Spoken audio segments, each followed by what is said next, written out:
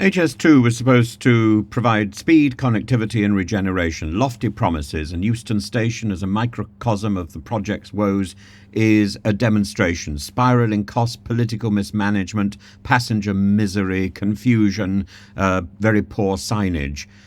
Euston was designed in 1968 for 20 million annual passengers. It now handles 33 million. And it's a chaotic game of musical chairs, dashing for platforms because of last-minute announcements, cramped waiting areas, a pervasive lack of signage and updates because of some sort of new makeover, and HS2's projected passenger influx, a recipe for total gridlock. Initial estimates for Euston's HS2 station are a £4.8 billion investment, but the latest leak suggests it's going to be 9.4 billion. So what we've got is broken promises and suddenly an inflated spend. Sunak's optimistic rhetoric versus the hard realities of the documentation and the real invoices. It's absurd. It's absurd. The idea of Lend-Lease's plans of 2,000 to 3,000 flats is a far cry from Sunak's claim that we're going to have 10,000 homes in the area. The practical impossibility of prioritising residential development on a commercially critical site, and the toll on local communities, local businesses, disrupted livelihoods with very little visible progress since 2017. Going to Euston is simply a misery.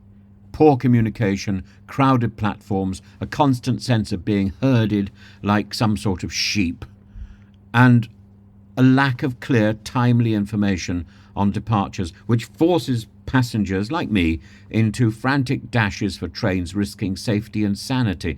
The station's failure to invest in real-time information systems, and instead this sort of bizarre makeover, it's nonsensical, exacerbating passenger stress and failing to actually provide support. And when you go to the help desks, you get no support. You get a sort of snivelling, desultory response. They don't know any more than we know. It's madness, isn't it? HS2's spiralling costs, 67 billion pounds, I think, at the moment, likely to be revised upwards. What does this mean for taxpayers? What are we actually getting out of HS2?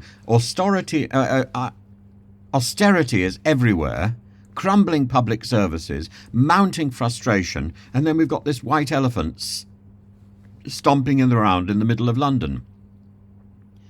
It's an extraordinary and chaotic mishmash of good intentions and poor execution. It's a metaphor. HS2 is a metaphor for Britain's ambitions, grand in concept, flawed in execution. We could be talking about Brexit. The government needs to act decisively to address Euston's overcrowding, to prioritise passenger experience, quite apart from whether it delivers on HS2.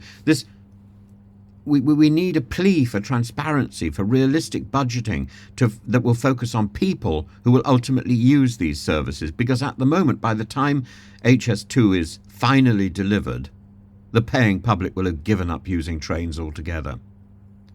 For Euston and HS2 to justify their exorbitant costs, they need to deliver on some sort of promise now. It's time to stop building castles in the air and start laying down clear, actionable tracks, literally and figuratively, and producing something that people can actually use.